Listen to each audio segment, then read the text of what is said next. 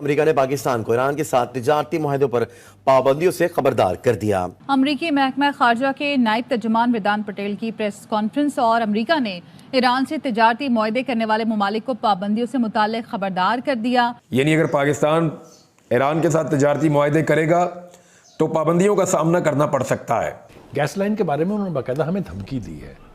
ये डिप्लोमेटिक ज़बान नहीं है, ये जो मैथ्यू मिलर साहब हैं इनकी ज़बान में एक धमकी है। तुम क्या हमारे को गैस पाइपलाइन से रोकोगे या मिसाइल बनाने से?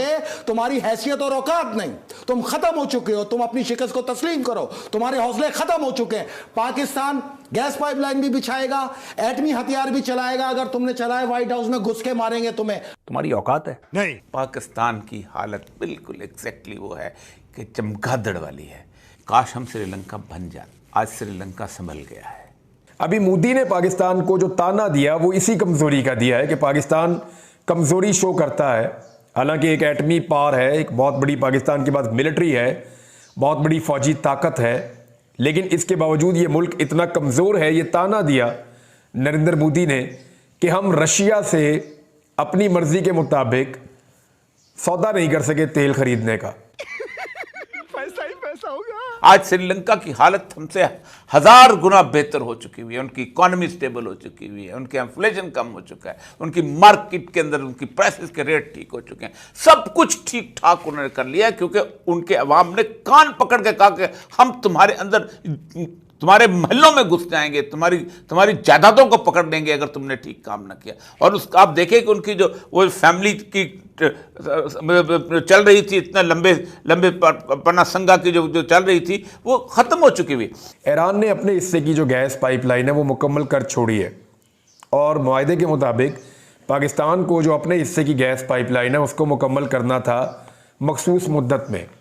तो पाकिस्तान ने अपने हिस्से का काम अभी तक नहीं किया।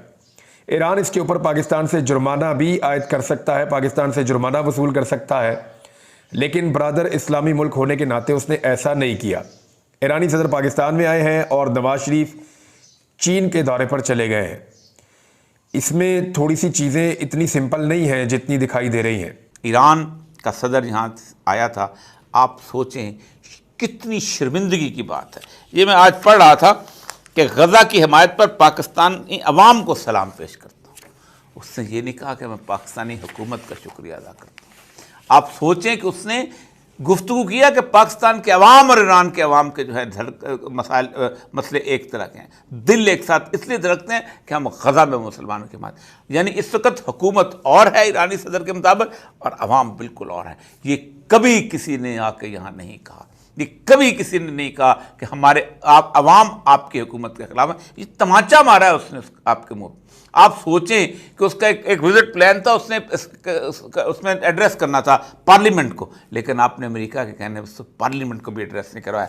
ये इस जंग के अंदर आप कहाँ खड़े होंगे आपको कुछ पता नहीं है। आप अमेरिका के साथ होंगे तो क्या ईरान से लड़ेंगे, आप अमेरिका के साथ होंगे तो क्या अफ़गानिस्तान से लड़ेंगे, आप अमेरिका के साथ होंगे तो क्या गज़ा के मुखालिफ खड़े होंगे और इसराइल के हामी होंगे। अब आप सऊदी अरब के पास अपने आप को भेज रहे हैं और सऊदी अरब जो है वो आपकी सबसे अहम तरीन जो आपकी रिसोर्स है रिकोडिक, उसके ऊपर उसकी नज़रें लगी हुई हैं। इन सब चीज़ों का ताल्लुक जो है वो इस वक्त ईरान को कॉर्नर करने और आइसोलेट करने से है और पाकिस्तान को ये सैंक्शंस जो हैं उसकी थ्रेट लगा के ये बड़ी सख्ती से वार्न किया गया है कि पाकिस्तान ईरान के साथ किसी भी किस्म की सिग्निफिकेंट बिजनेस डील, खास करके ईरान पाकिस्तान गैस पाइपलाइन पे कोई भी पेशरफ्त ना करे। यानी अमेरिका पाकिस्तान को मशवरा दे रहा है कि आपके ऊपर पाबंदियां लग सकती हैं, लिहाजा आप इस बात से आगाह रहें कि पाबंदियां आप पे लग सकती हैं, तो आप ईरान के साथ मुआहदे ना करें। एक्चुअली इसका ये मतलब है। दूसरी जानिब एक और बड़ी इंपॉर्टेंट चीज़ है, उसको आप ज़हन में रखिए कि मैंने आपसे जिक्र किया गैस पाइपलाइन का। तो अब तक के जितने एलामिये आए हैं, बीबीसी की रिपोर्ट भी इसके ऊपर एक शाया हुई है, उसमें अभी तक गैस पाइपलाइन के ऊपर कोई बातचीत हुई नहीं, खामोशी है बिल्कुल। यानी जो ईरानी सदर की हमारे सदर से, हमारे वज़ीर आज़म से मुलाकात हुई, इस दौरान पाकिस्तान में जो एलामिया जारी किया गया उसमें गैस पाइपलाइन मंसूबे का तज़किरा मौजूद नहीं है। ये बड़ी अजीब एक बात है क्योंकि तवक्को इसी की जा रही थी और यही पाकिस्तान का सबसे बड़ा मसला है। आप भाग रहे हैं, कभी सऊदी अरब भाग रहे हैं, कभी आप चाइना भाग रहे हैं, अभी नवाज शरीफ साहब को साथ लेके भेजा हुआ, वो नवाज शरीफ साहब क्या करेंगे? कुछ नहीं कर सकते, इसलिए कि आप रेगुलर वफद में भेज नहीं सकते। उन्होंने आपको अस्सलाम वालेकुम कह दिया हुआ है, आप ईरान को हरी झंडी दिखा रहे हैं। आप कहाँ रहते हैं, किस जगह रहना चाहते हैं? काश हम श्रीलंका बन जाते। हुकूमत गिरने के बाद क्या हुआ? नई हुकूमत ने आकर बड़े नारे लगाए कि हम रशिया से तेल लेने जा रहे हैं। कहाँ है तेल? कहाँ है वो मुआहदे? कहाँ पे लिया तेल? तो या तो आप गुलामी करते हैं या आप आज़ादी के साथ फैसले करते हैं। तो पाकिस्तान अमेरिका की मर्जी के खिलाफ फैसले नहीं कर पाता। इस बात का एक और सबूत यह है कि अब तक जब मैं बात कर रहा हूं, इस वक्त तक अगर ये एलामिया में कहीं पे आ गया गैस पाइपलाइन का मंसूबा, तो उसको खुशामदीद कहा जाएगा।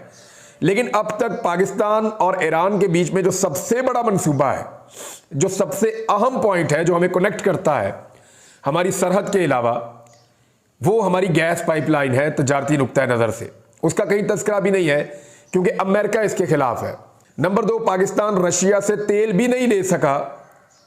वो किस वजह से? एनर्जी की अपनी तमाम ज़रूरियात पाकिस्तान पूरी कर सकता है इन दो मुल्कों से अगर पाकिस्तान ताल्लुकात को नॉर्मलाइज तरीके से आगे बढ़ाते हुए इनसे गैस के और तेल के मुआहदे कर ले। लेकिन ये जो गुलामाना सोच वाली हुकूमत है, ये ऐसा कर नहीं